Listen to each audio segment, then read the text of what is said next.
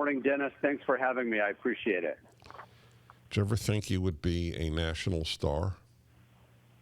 Well, listen, I don't look at it that way. I'm not a star. I'm just an ordinary guy that is speaking out and having the courage to do so. So, no, I never thought that my voice would go national and actually international.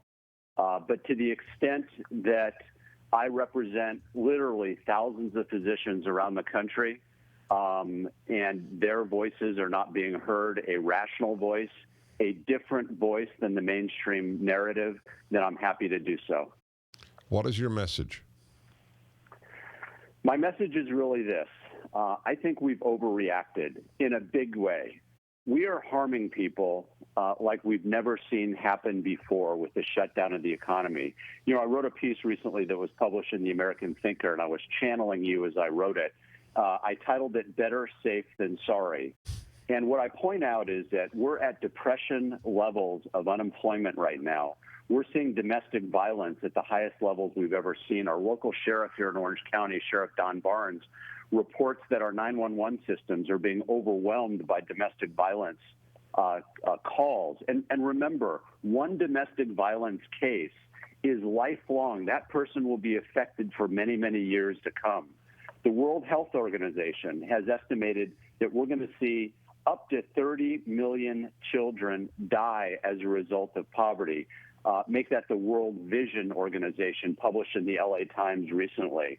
We are literally letting criminals out of jail, yet preventing Americans from defending themselves by buying guns, at least in California, because gun stores are all closed. There's a report out of Ontario, Canada, where there's 30 people that have died because their cardiac surgery has been delayed. And we're seeing that nationally, locally, and all over the world. We can't continue to do this. How many of your fellow physicians have reached out to you?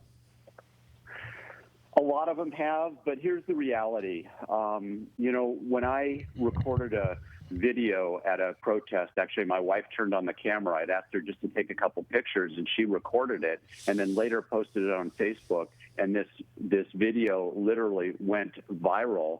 The problem is, after that went viral, it's not my ideas that are being attacked. And I'm not suggesting that my ideas are the only correct ones, although I do think I'm correct. It's that I'm now being attacked viciously, not my ideas, but me personally. Threats to call the medical board to try to have my license taken away. Threats to call my local hospital association to have me removed from staff at my hospital. And then my family and kids are brought into the equation as well. I'm happy to defend my position because I think my positions are right. But to bring my family and to attack me personally is just unconscionable and is the epitome of lack of tolerance that we see mostly from the left. The attacks on you, have any come from physicians? No, not really. I mean, I've had disagreements with physicians about the issue of herd immunity, about whether we should wear masks and so forth, but they're not attacks on me personally. They're just attacks about not attacks rather, they're just arguments against some of my positions. And some of them make sense, by the way.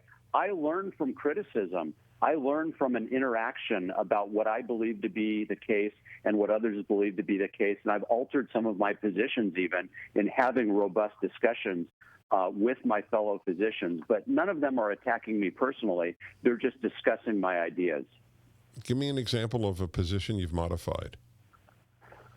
So one example, for example, is this idea of herd immunity. Now, I believe, and I've heard you talk about it and others talk about it as well, that the only path forward at this point, since we don't have a vaccination, we will likely not have a vaccination for the foreseeable future, is to expose the young and the healthy, our children, those at lower risk, so we can develop some level. All right, good. I want to hear why that's wrong. I'll be back with Dr. Jeff Barke in a moment, find out what happened to his video, by the way.